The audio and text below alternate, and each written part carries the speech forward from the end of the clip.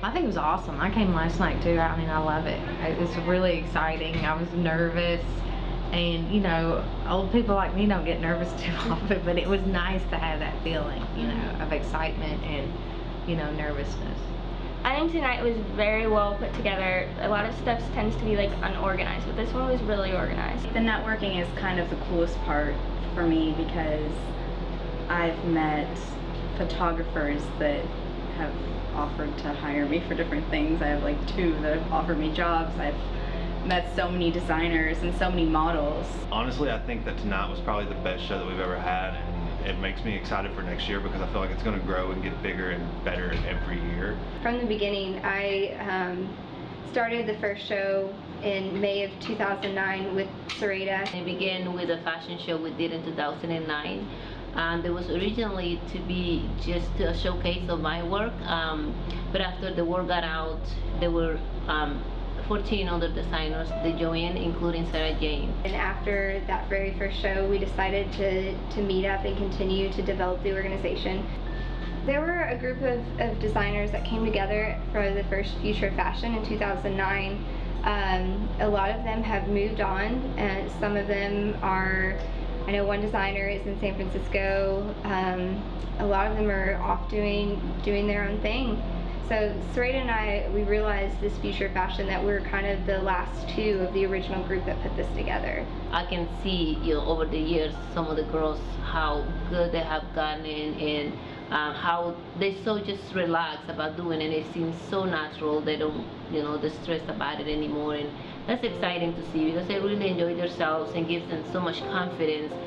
That's one of the things that I love to see, that some girls come and they're just so shy and nervous and anxious and insecure, and the next thing you see is like, wow, this, you know, ball of confidence and the excitement, and that really is something also very inspiring and motivational for us to continue doing what we do.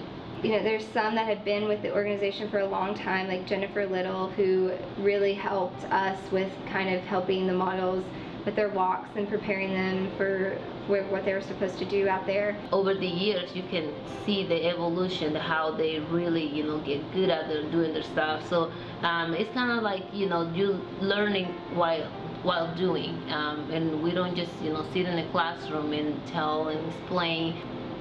There's so many, there's so many great models that were here over the weekend. I know that there were 62 total that we did because I have a list of them, and then I personally did probably about 4 or 5 each night, and then whenever we were making the ads, which are in the program, I did all of the hair and makeup for that. He's incredible. He's been amazing putting hair and makeup teams together this year.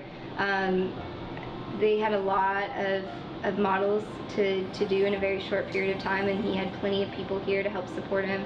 And everything just went so smooth and fantastic, and all the looks were awesome. The hair was awesome, the makeup was awesome, the designers were easy to work with, everybody was good to get along with. Everything was done in a timely manner, and it was just so smooth and like pleasant to deal with.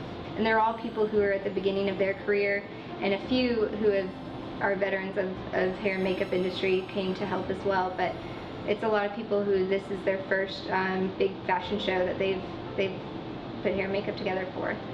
It's also part of the educational aspect of the collaborative is to provide people with the opportunity to experience and see, what others are doing, get inspired, get ideas, or see how the pros do it.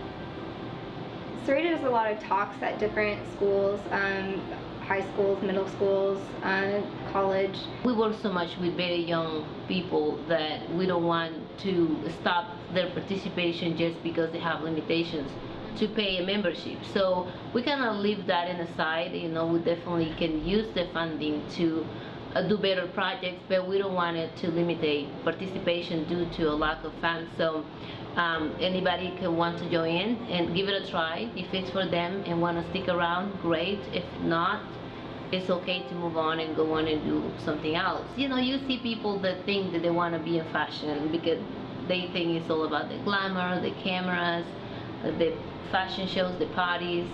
And when they get into it, they realize, there is a lot more into it. There is so much work, there is so much, learning that you have to do, and patience and dedication.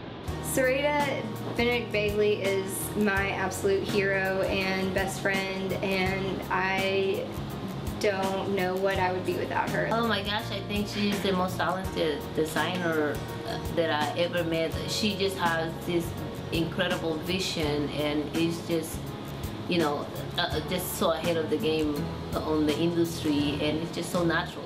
That's something that is so fascinating about her, that it just comes so natural. So the address is available in our website at lexingtonfashion.org, where donations can be mailed.